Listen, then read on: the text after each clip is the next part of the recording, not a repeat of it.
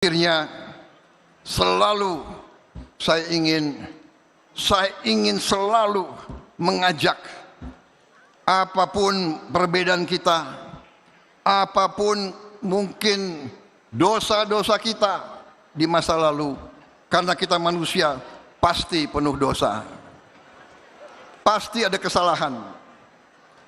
Tapi sekarang kita harus bekerja sama. Kita harus kompak, kita harus bahu-membahu. Yang kuat tarik yang lemah, yang lemah berhimpun kerjasama, bersaing baik, tapi begitu pertandingan selesai bersatu.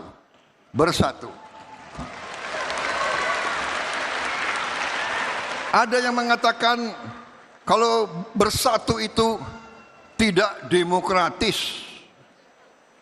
Loh, demokrasi silahkan,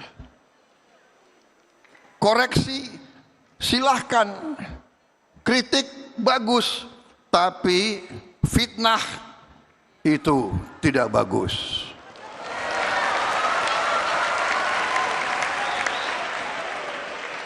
Semua agama tidak mengizinkan fitnah.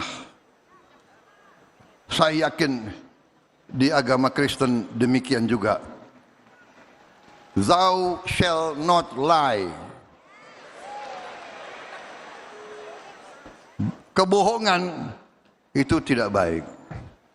Apalagi kebohongan yang menimbulkan kecurigaan, kebohongan yang menimbulkan perpecahan, kebohongan yang menimbulkan kebencian. Ini bisa merusak kita semua.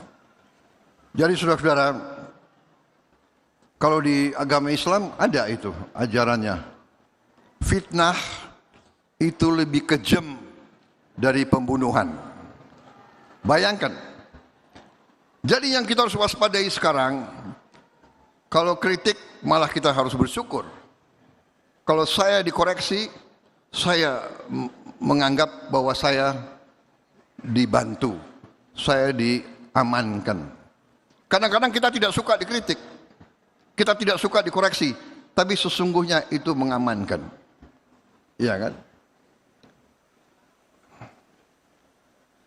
Contoh paling sederhana, kadang-kadang kita lupa ada kancing yang tidak terpasang. Kemudian anak buah kita lari, "Pak, seragam Bapak, Pak. Bapak kancingnya." Loh, ini anak buah kok berani koreksi. Tapi dia koreksi untuk mengamankan saya. Bayangkan presiden muncul, kancingnya tidak. Iya kan? Jadi kadang-kadang saya dongkol juga sama ajudan saya. Cerewet banget nih. Tapi dia menjaga saya. Dia menjaga saya. Berapa kali saya diselamatkan. Iya kan? Ini cerita waktu saya masih aktif ya. Saya keluar dari ruangan mau ambil apel, nggak tahu saya sibuk atau apa, saya lupa pakai tanda pangkat. Lari anak buah saya, "Pak, jangan keluar Pak, tanda pangkat Bapak tidak lengkap." Oh iya. Jadi apa? Dia mengamankan saya. Kritik, koreksi adalah menyelamatkan. Jadi saya terima kasih. Kalau ada yang teriak-teriak, Prabowo ini mau hidupkan lagi militerisme. Wah, baru saya koreksi, apa benar? Oke, baru kita lihat. Panggil ahli hukum, panggil di mana? Ya kan, mana batas kepemimpinan yang terlalu otoriter. Jadi saudara-saudara, itu yang ingin saya sampaikan. Kita memiliki masa depan yang bagus, walaupun ada kelompok nyinyir, ya kan, nggak apa-apa, nggak apa-apa. Kita akan bekerja dengan bukti bukan dengan janji saja.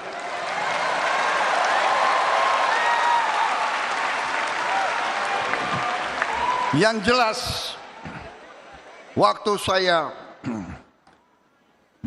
kampanye udah sekian puluh tahun, saya selalu bicara Indonesia harus swasembada pangan. Selalu saya bicara dimanapun. Waktu saya masih di Golkar pun saya sudah bicara itu. Saksinya banyak orang Golkar di sini, karena saya alumni Golkar. Saya tidak berubah. Waktu saya kampanye terakhir, swasembada pangan yang pertama. Dan begitu saya jadi presiden, itu fokus saya. Dan saya beri target kepada tim saya, kita harus swasembada beras 4 tahun. Itu target saya, 4 tahun.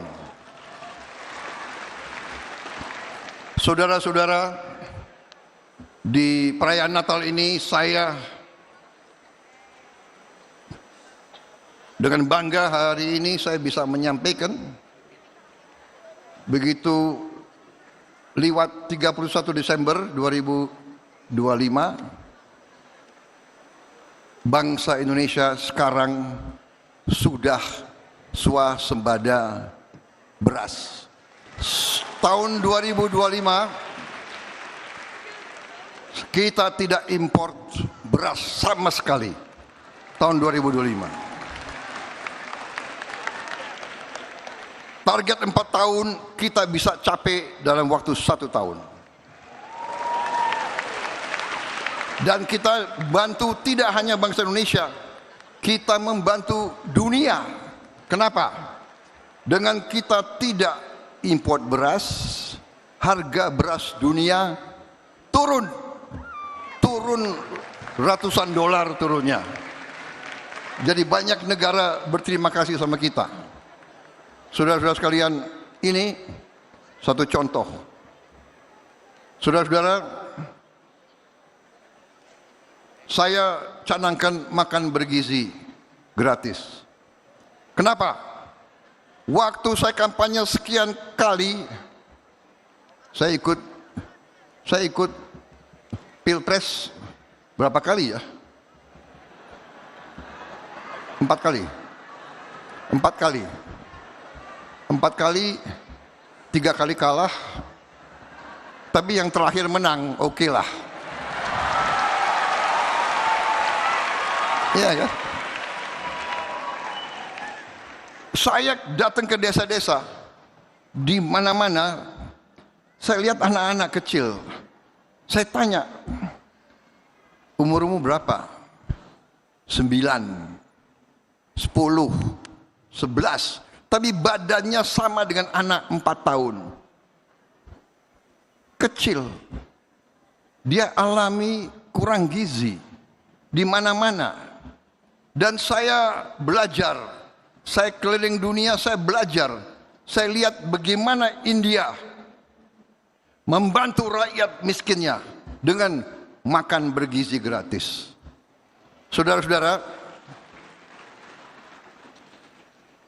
APBN-nya India nomor 1 bagi dia, nomor 1 adalah pertahanan. Karena dia tidak mau ambil risiko keselamatan bangsa dia. Nomor 1 pertahanan. Nomor 2 atau nomor 3 adalah makan bergizi. Brasil juga sudah melaksanakan makan bergizi 12-13 tahun yang lalu. Saudara-saudara, sekarang sudah ada 76 negara melaksanakan makan bergizi. Dan saudara-saudara, ahli-ahli dari Amerika, Rockefeller Institute, datang ke Indonesia, lihat kita punya proyek dan menyampaikan kepada saya. Di Istana Merdeka dia sampaikan kepada saya. Ahli dari Rockefeller Institute, dia mengatakan, ini adalah investasi Anda yang terbaik. Satu rupiah investasi kepada makan bergizi gratis menurut Rockefeller Institute akan menghasilkan pelipatan nilai ekonomi 5 kali sampai 35 kali. Ini mereka yang bicara, saya. Negara kita kaya dan negara kita bisa lebih makmur lagi asal pemimpin-pemimpinnya bersatu, kerjasama. Bersatu tidak berarti semua harus masuk pemerintah, tidak. PDP boleh di luar, boleh, tapi kerjasama. Saya dukung Pramono jadi gubernur DKI, betul. Saudara-saudara, apakah MBG nggak sampai ke Sumatera Barat? Karena aku kalah di Sumatera Barat, berarti MBG jangan ke Sumatera Barat? Nggak ada itu. Apa saya larang MBG ke Aceh?